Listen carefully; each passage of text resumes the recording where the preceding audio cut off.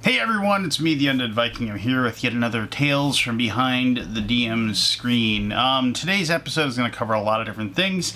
Well, actually, it's going to cover a relatively short bit of things, but I've got a lot of opinions about it. So, I have poured myself a cool glass of Diet Dr. Shasta that'll be able to wet my whistle as I talk. So, all that being said, as you've ascertained from the name of this video, what I've asked is I'm going to be talking about OSR. And OSR is a relatively new thing when it comes to the role-playing game world. And what it references, basically, is old school revival, is what it's called. And a lot of people say it's old school rules revival or whatever.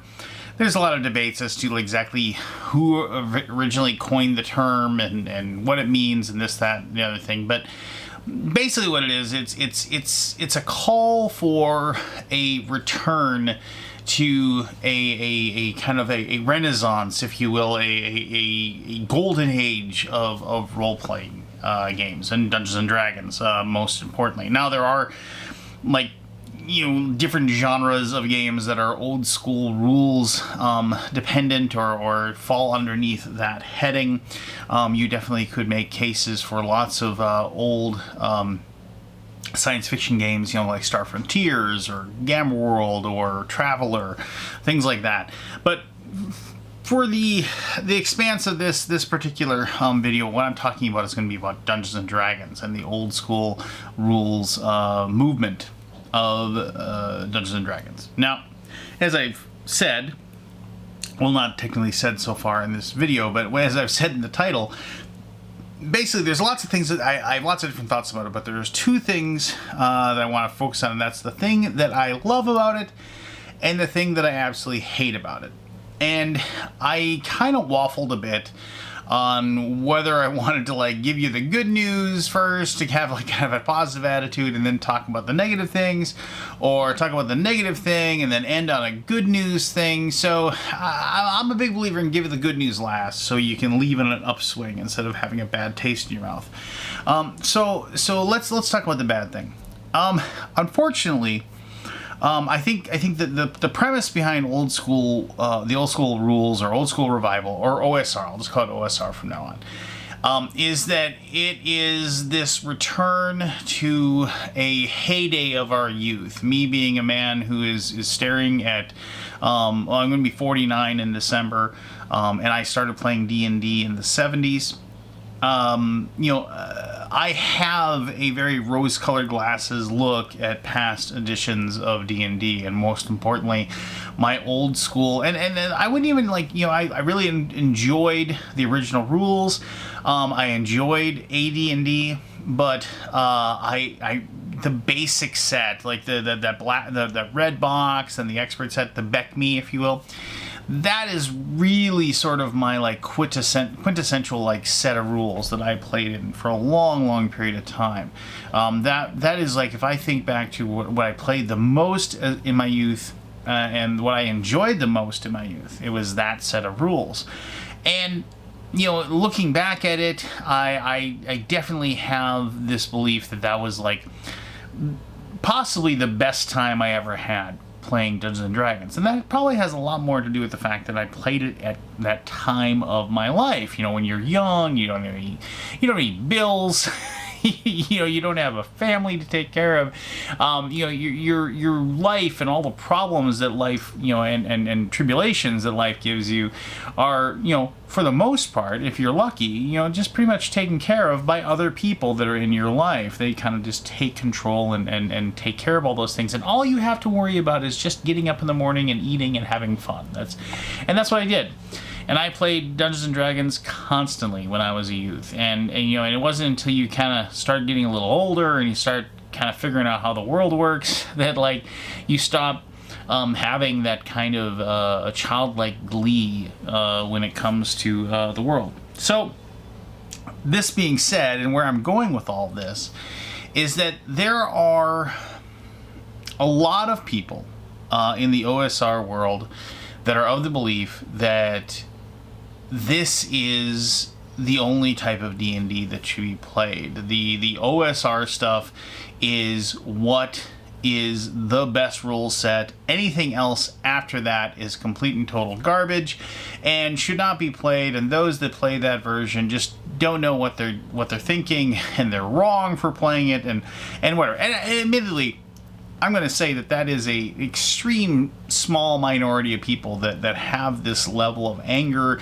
and I don't know, this disposition towards those rules. But if this is the day and age of the internet, and this is the day and age of us having access to all kinds of information, and anybody who's got an opinion can voice it, those people tend to have the loudest voices when it comes to these things. And finding positivity and finding even like understanding or common ground can be a very difficult thing to do. There are and were several groups on different social media outlets, Facebook, Reddit, things like that, that I'm a part of. I enjoy talking to other people about D&D, about old school D&D, about all manner of D&D. And I enjoy hearing people's stories, telling my own, having that interaction. And there were many of these particular groups that I joined that were old school rules based. And not all of them, but there were more than a few that were very, very, I hate to use these terms, but they had a lot of gatekeeping going on with what they thought was like the best possible D&D to play, and why it was really great and why it wasn't, and why this part, like these parts of D&D are horrible, and so on and so forth.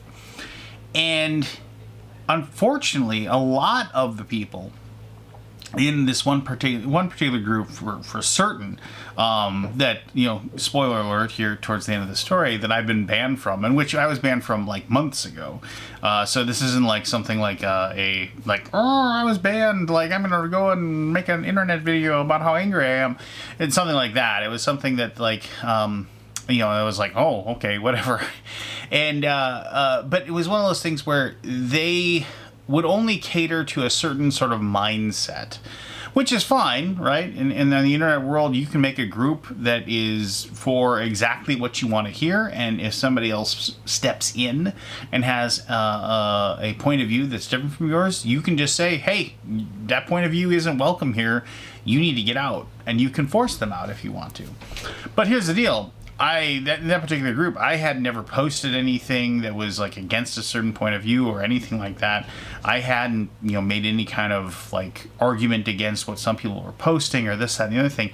It was just one day I was responding to somebody's like comment about my comment about a post, and all of a sudden I found that I had been banned, and I was just like, huh, weird. And I didn't even reach out to like the admin or anything like that. I was just like, all right, well, whatever, moving on. And like the day later, the admin took it upon themselves to message me personally and tell me exactly why I had been banned. And it was because somebody had like seen what I had said about my opinion about, like I think I said Pathfinder wasn't that bad of a system. I actually really enjoyed playing it, and they'd gone to my profile and they had found that I had a certain political leaning, or I had made a few political leaning posts, like not even on the group. And because they didn't fall in line with what the group wanted, they threw me out of the group. They reported me, which again, fine. You don't want me in your in your pool. I don't have to play in your pool. There's tons of pools out there that I can go and visit instead. However, I did find that like just be completely like asinine, in my opinion. And here's the problem. My biggest problem with the OSR movement is that there are a lot of those people out there that have this mentality that old school rules are the only rules that matter. Anybody that would come up to you and say, oh, look at my new Dragonborn Oathbreaker Paladin, they would say, oh, you child. What are you talking about? That's garbage. How would you even talk about playing that at a table? That's no fun. That's not interesting. You're so stupid. You're so stupid for enjoying that type of D&D. And I absolutely despise that attitude. I absolutely despise that you would go to like somebody and tell them that the way they're playing a game that is functionally about imagination and just a group of people sitting at a table and creating a interactive story with each other. Well, no, the way that you do it at a table that I would never go and visit, that I would never sit down at, that I would never have anything to do with whatsoever. You're doing it wrong. You suck. You don't know what you're talking about. And I just find that completely asinine. Now, I would fully agree, I would fully 100% agree that there are people that like play 5th edition D&D or Pathfinder 2nd edition or whatever and play a more new rule set. And they have the same opinions as people who play old school rules. They're like, that's a really stupid way to play. That looks incredibly dumb. That looks so simplistic and so unfun. There's no way you'd ever catch me at that table. I would never play it. And those guys and girls who play that, they must have no clue how cool this edition is.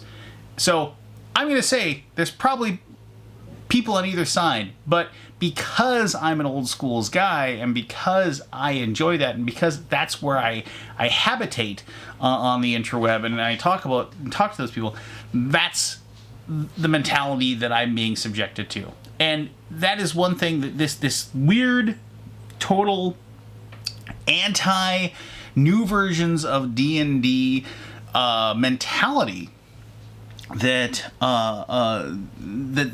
this small but vocal contingent of the OSR movement has. I find myself just like being angry, and which is stupid. I shouldn't let it affect me, but the whole thing is that, in my opinion, and correct me if I'm wrong, but in my opinion, it's like if somebody's playing a game a certain way and I'm not even there to be it. I mean, it's like if a tree falls in the forest and no one's there to hear it, doesn't make a sound. Whatever. The thing is that I am super pleased with the fact that the game that I played in my childhood, the game that I played that I used to be mocked and ridiculed for playing, the game that I played that I used to get beat up by the school bullies when I brought those books with me to school to read in study hall and discuss with my friends, is now almost universally accepted as like this wonderful part of our culture now. And I think that that's an amazing transcendence that this game has undertaken. And I think that if we could, the people that seem to have this like hatred, well, I shouldn't say hatred, but I mean, fine, whatever. The people that have this like angry disposition towards the newer editions of the game could just relax and just say, you know what, that's really cool. I'm glad they're enjoying playing that game. I'm still going to play my version of the rules because that's what I really like. I don't know. I guess a better world that we live in. So, that's what I hate. That's like the one thing I just despise about OSR is that there is this group of people that just give it a bad name. Anyway, so all that being said, the thing that I love about OSR is the sheer width and breadth of information and books and scenarios and resources that I have at my fingertips. And the thing is that as I've said in these things, I run a game. I'm almost always running a game of D&D. Right now, I play one online with all my friends. We meet every 2 weeks, and I'm currently like subjecting them with all these wonderful mutated terrors that they're finding inside of all this cave network that they're finding in these mountains. And we're having a blast. We're just enjoying it. The world is reaching that point where it, like, a lot of times when you say I want to make a sandbox campaign, like the true method, in my opinion, of making a sandbox campaign is that you have like 5 or 6 really broad strokes, and then you just let the world kind of populate itself and create itself as you play, and let that like world just kind of come into existence for you. And that's what this has done. Now, after we've played in this campaign for like 3 or 4 sessions now the players are starting to get an idea of how the world is working. They're getting an idea of the major players, the people. And the thing is, the major players, I didn't even know who they were. Like, as we were playing the game, we just kind of had the world kind of grow up with us, and we're reaching that stride now where the players are becoming they're becoming noticed in the world. You know, I think they just got 3rd level a little bit ago, and they're just becoming noticed. They're just becoming important. You know, like the local count of the keep that they're hiding out in when they're not like being chased down by trolls is you know has asked to speak to them and wants to you know get in touch with them to talk to them about some of the bigger problems that are going on in the world that he wants them to try to maybe take it find solutions for. And the thing is, I'm telling you all that kind of big overview, and I'm sure some of my players are going to watch this and they're going to say, oh, really? The Count? Yeah, the Count's going to contact you next session. Just don't worry about it. But so the reason I'm saying that is that a lot of the ideas and a lot of the plans that I've come up with for my campaign in this particular moment have come from the fact that I've been reading all these books. And I've been reading all these old school revival books about suggestions for switching things up and surprising like several decades old or decades of play experience, D&D play experience players, giving them something new, giving them something, a twist on their on you know, from what they're expecting, you know, subverting their expectations, if you know what I mean. And there's a few of you who are going to hear that and they're probably going to smile. I hate that. Subvert your expectations. Yeah, whatever. Anyway, no, the thing is that there it seems like every time I go on Kickstarter, there's a new person that's got an OSR RPG zine that I can back for $8. And yeah, I remember I used to get a hold of those zines all the time when I was younger, because there were a bunch of people locally that would print those off. And I would just be like super excited to be able to grab them and read some pay $2 for something that somebody had snuck into the copy room at their high school and printed off 50 copies and stapled them together and then handed them out and was making $2 a piece. Heck, we even tried to make a few of them back in the day, me and my friends. The problem was it was just impossible, and we couldn't sneak into the photocopy room to pull that off. So, but no, I mean, we would just, I would love that, reading other people's ideas, reading their suggestions, and then, taking those ideas, taking those suggestions, and then I can incorporate them. Because let's face it, the players that I play with, they've been playing with me for as I said, they've been playing with me for decades. I mean, I'm very lucky in the fact that my gaming group is comprised of people I've known since I was in grade school. And so there comes a certain point where they've kind of seen my tricks, right? So if I'm looking for a cool new trap idea, or if I'm looking for a cool new riddle or puzzle, I have all these resources now that fit into the plans and the ideas that I want to create, that I want to put my friends through. And a lot of the tougher preparation and dungeon master work is being done for me. And plus, I love the fact that there are lots of people out there, like me, that have been playing D&D for a long, long time, who are appreciating the fact that Dungeons and Dragons is a global experience now, on a level that that's completely and totally unheard of.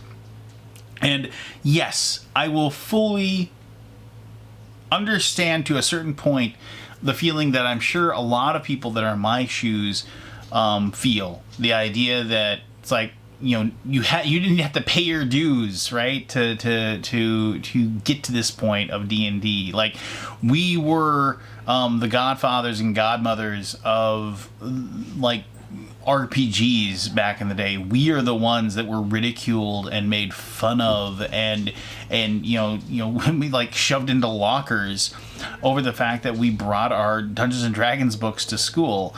And now all of a sudden it's like there's all these people here that are like, oh wow, cool, Dungeons and Dragons, and they're just taking it and they're grabbing all these books and they're running off with it, and they have no idea like what we would have done to have those treasures in our hands, to be accepted at that point in our lives when we were that young. And so, yes, I will fully admit, there are definitely times when I think about that and I get kind of a twinge of jealousy and frustration and anger. But you have to just accept the fact that, like, D&D has reached a brand new level of fandom, acceptance, and wonder, and level of what I was looking for, just a level of enjoyment that we never would have thought would have happened. And so it's not ours anymore. It's those of us who spent all weekend in marathon sessions of D&D, and it was our little secret, it was our little fun that nobody else was in on. And now everybody's in on the secret, right? And nobody asked us if it was okay, if the secret was out. But that's fine. And we need to let it go, and we need to let people play the game and have a blast with it and enjoy it, because there's nothing makes me more happier than seeing my daughter like creating her campaign for her friends, and having my son come up to me and ask me if he can help make the next dungeon that my friends are going to go into on the weekend. And then he comes down and sits next to me at my computer that's over there where I run my Roll20 sessions, and he'll sit there. And he'll know where the traps are, and he'll know where the monsters are hiding, and he's just like sitting there with glee, just like, like can't wait, right? And so lots of fun. But so there you go. If you have any other ideas about that, or any ideas as far as what you would like one of these videos to have, or maybe like, did you grow up playing OSR? Are you like an OSR revival person? Do you play in recent editions that you have? I have had a few requests for certain videos, and I will include those. But in upcoming episodes, I plan on doing a few of these this week. So, but yeah, thank you so much for taking the time to watch this video. I really appreciate it. And until next time, be the best version of you can possibly be. I'll talk to you soon.